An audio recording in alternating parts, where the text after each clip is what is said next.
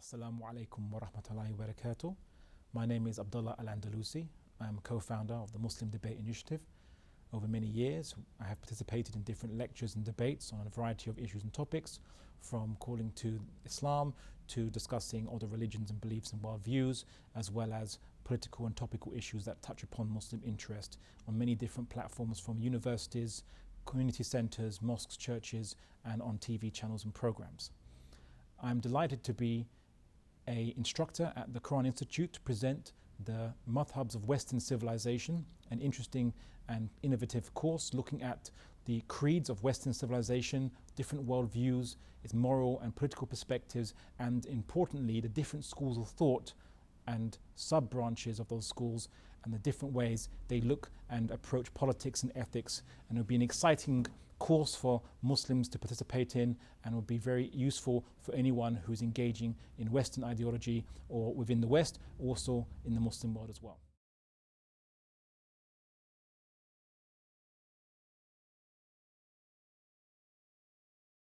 This course promises to be a much more in-depth look on the political thought and development of political philosophy within the last 400 years of Western history, starting from the Enlightenment and the rise of Enlightenment ideals such as individualism and the schools of thought that arose as a reaction to the rise of these Enlightenment ideals, such as classical liberalism and how its failure eventually led to the development of social liberalism in the 19th to 20th centuries. We also see how conservatism and nationalism arose in the 19th century as a result and a reaction to the kind of rationalism, overly rationalism of the liberal ideals in the 18th century, as well as the development of socialism and Marxism as a reaction to liberalism in 19th century industrialization, and the different schools of thought that arose amongst communists, eventually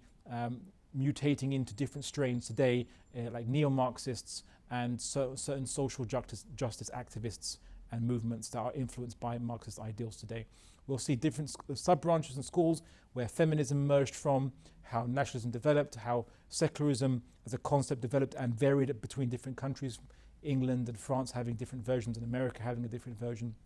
We'll look at environmentalism, we'll look at neoconservatism, we'll look at fascism and how it is distinct but emerged from the same Enlightenment milieu as the other schools of thought, and how all these schools of thought justify themselves, how they differ from each other, how they argue and produce counter-arguments against each other, and the inconsistencies behind their arguments, their justifications, that they all share from the same basis that emerged in the Enlightenment, and how that basis creates the same kind of contradictions that will recur throughout all these different ideologies and so on. So we'll be looking at in-depth of kind of look at all these different ideas, their schools of thought, the different factions and parties, and how they manifest today.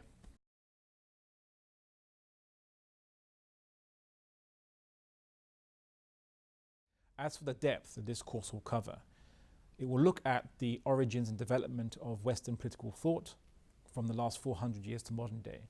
starting with just before the Enlightenment to the main Enlightenment thinkers, the main Enlightenment ideologies and contexts, to the rise of this different schools of thought emerging from the Enlightenment ideals, such as classical liberalism to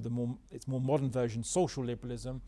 also conservatism as a reaction to liberalism, and socialism and Marxist communism, which arose in the 19th century, and the various schools of thought and sub-branches that emerged from these different schools of thought. Including in this course, we'll look at concepts such as democracy, its original meaning, how it was used to relabel political systems in the West,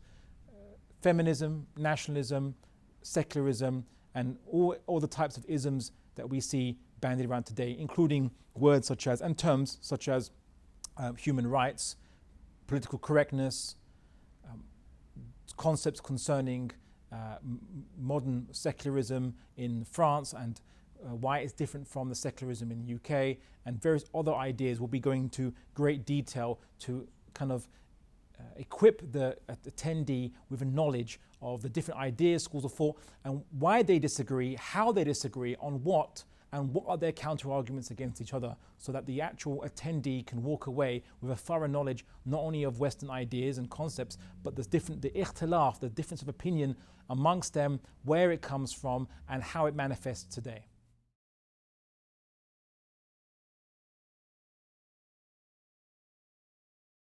The previous course at the Quran Institute, the Usuliyun of Western Civilization, the key influentials and thinkers of Western civilization, looked at 2,500 years of Western history of philosophy, from both ancient Greeks going up to the Christian medieval ages to the Renaissance, Enlightenment, and now modern times.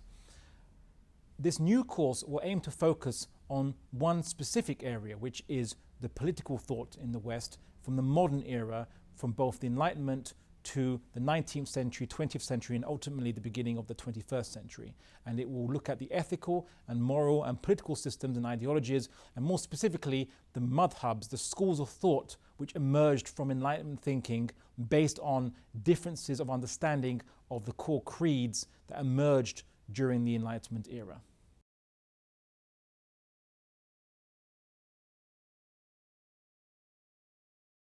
Alimiyyah and Iftaa students can benefit from this course because one of the intrinsic elements of the process of doing ijtihad and issuing fatwa is knowing the reality that you're issuing ijtihad and fatwa about. And this course will aim to equip such students with knowledge of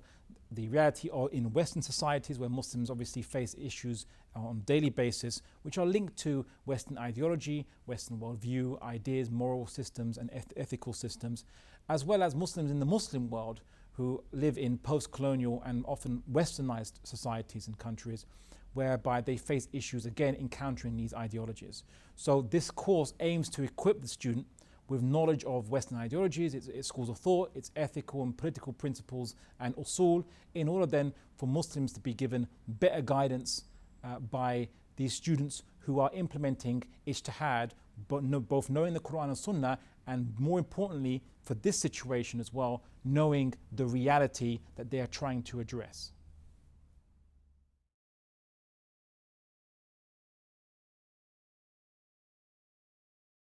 Students should be able to take away from this course a knowledge of the kind of developments in political thought and philosophy within the West from the Enlightenment. They'll be able to understand the meanings behind the kind of words and catchphrases and buzzwords that are used in politics by politicians as well as in the media and by the intelligentsia on a day-to-day basis. So they'll be able to decipher these words, understand the intent behind them, the origin and development of these words, and then be able to engage in these kind of discussions, engage in these kind of fora with a knowledge that would equip them to be able to effectively first call to the truth of Islam, stand for justice, and also be able to guide people who are following these particular schools of thought or particular Western ideas to understand the contradictions and inconsistencies and ultimately lack of justifications that these ideas and ideologies are based upon. So this will hopefully be a course which will give a benefit to the student in order to a practical benefit they can then take on from this course and implement in their lives in different capacities.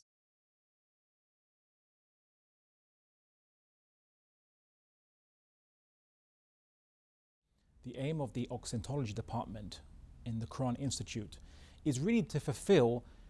the two main prescriptions in the Quran.